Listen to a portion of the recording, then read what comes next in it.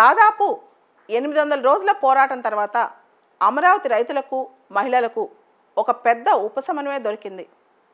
ఆంధ్రుల రాజధాని అమరావతి అని చెప్పి ఆంధ్రప్రదేశ్ హైకోర్టు నిన్న కీలకమైన తీర్పు ఇచ్చింది. అయితే ఇక్కడ మనం ఒకటి గమనించాలి. 2014లో రాష్ట్రం విభజన జరిగిన తర్వాత ఏపీ రీఆర్గనైజేషన్ యాక్ట్ ప్రకారం రాష్ట్రానికి సంబంధించి క్యాపిటల్ ఐడెంటిఫై చేయాలి. అప్పటి ప్రభుత్వం ఆ క్యాపిటల్ ఐడెంటిఫై చేసి అక్కడ దాదాపు 29,700 రైతాంగం దగ్గర నుంచి 33,000 ఎకరాల భూమిని తీసుకుందనమాట. ఈ భూమిని డెవలప్ చేసి క్యాపిటల్ బిల్డప్ చేస్తామని, ఆ డెవలప్మెంట్లో రైతులు కూడా భాగస్వాములు చేస్తామని చెప్పి హామీ ఇచ్చింది అప్పటి ప్రభుత్వం. దాంతో రైతులు డెవలప్ అయిన ప్లాట్లు తమకు వస్తాయని చెప్పి చాలా ఆశగా ఎదురు చూడటం మొదలెట్టారు. డెవలప్మెంట్ ఫలాలు వాళ్ళకు కూడా అందుతాయని వాళ్ళందరి ఆశ అనమాట. అయితే తర్వాత ప్రభుత్వం మారింది. ప్రభుత్వం మారిన తర్వాత ఆంధ్రప్రదేశ్కి అమరావతి మాత్రమే క్యాపిటల్ కాదు, 3 రాజధానులు తీసుకొస్తామని చెప్పారనమాట. అంటే legislative capital, executive capital, judicial capital. ఈ లెజిస్లేటివ్ క్యాపిటల్ మాత్రం అమరావతిలో ఉంటుంది, ఎగ్జిక్యూటివ్ క్యాపిటల్ విశాఖపట్నంకి వెళ్తుంది, జ్యుడిషియల్ క్యాపిటల్ కర్నూలుకి వెళ్తుందని చెప్పి ప్రభుత్వం ప్రకటించిన తర్వాత అమరావతి రాజధానికి చెందిన రైతులు చాలా పోరాటమే చేశారు. అయితే ఇక్కడ మనం ఒక్కసారి బ్యాక్గ్రౌండ్ చూసుకోవాలి. నిన్న చెప్పిన తీర్పు అసలు కోర్టు ఏం చెప్పింది? ఈ తీర్పుని ముగ్గురు జడ్జిలు కలిసి ధర్మాసనం ఇచ్చిందనమాట. 3 జడ్జెస్ బెంచ్ అనమాట. అసలు ఈ తీర్పులో ఏముంది?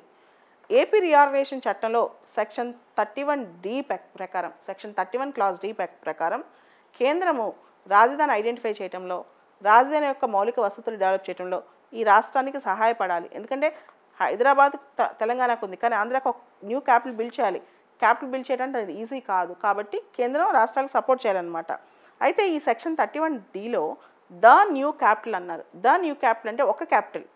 దానిలో ద అనే మాటలో ఒకటే రాజధాని అనే మాట ప్రస్ఫుటం అవుతుంది అంటున్నారనమాట. కాబట్టి ఒకటే రాజధాని అంటున్నారనమాట. అదే టైంలో మనకి అక్కడ 2014-15 టైంలో ఉన్న పొలిటికల్ వ్యాక్యూమ్ని అడ్రస్ చేయడానికి కేంద్రం రాష్ట్రాన్ని డైరెక్ట్ చేయొచ్చు క్యాపిటల్ ఐడెంటిఫికేషన్ విషయంలో అనే విషయం కూడా అప్పట్లో డిస్కషన్లోకి వచ్చిందనమాట. అయితే ఒకసారి అప్పుడు ప్రభుత్వం వచ్చింది, అమరావతి క్యాపిటల్ అని చెప్పి ప్రకటించింది. దాని తర్వాత కేంద్ర ప్రభుత్వం కూడా దానికి సంబంధించి చాలా సన్నాహాలు చేసింది. మోడీ గారు వచ్చారు, క్యాపిటల్కి శంకుస్థాపన చేశారు. ఇవన్నీ జరిగిపోయాయి. అయితే పార్లమెంట్కి ఆర్టికల్ 2, ఆర్టికల్ 3, ఆర్టికల్ 4 ప్రకారం ఒక రాష్ట్ర బార్డర్ని కానీ ఒక రాష్ట్రాన్ని కానీ ఏర్పరిచే హక్కు ఇవన్నీ ఉన్నాయి, మనకు తెలుసు. ఒక రాష్ట్రాలు విలీనం చేయటం కానీ కొత్త రాష్ట్రాన్ని ఏర్పాటు చేయటం కానీ ఇవన్నీ కూడా ఉన్నాయి.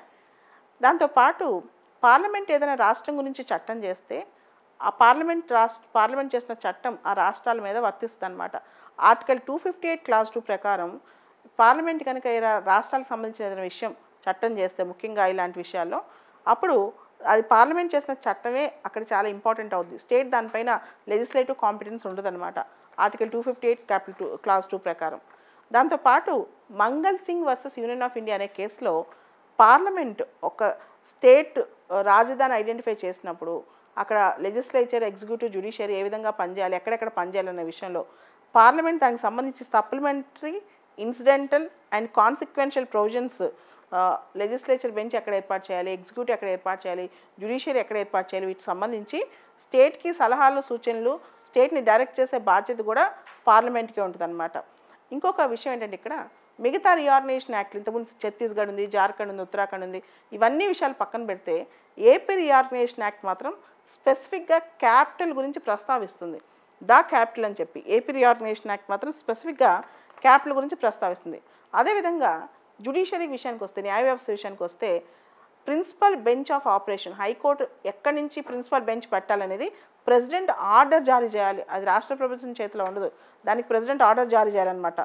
సో ఇవన్నీ కూడా చాలా ఇంపార్టెంట్. అదేవిధంగా 2 years బ్యాక్ పాత యాక్ట్ని రిపీల్ చేస్తూ కొత్త CRDA యాక్ట్ తీసేస్తూ కొత్త యాక్ట్ తీసుకొస్తాం మేమని చెప్పి ఏపీ రాష్ట్ర ప్రభుత్వం చెప్తున్నప్పుడు ఆ రిపీల్ చేసేటప్పుడు statement of objects and reasons ఉంటాయి. అంటే ఏ ఉద్దేశంతో నువ్వు పాత యాక్ట్ని తీసేస్తున్నావు, కొత్త యాక్ట్ ఎందుకు తెద్దామని, నేను కొత్త యాక్ట్ తెద్దాం అనుకుంటున్నాను అని.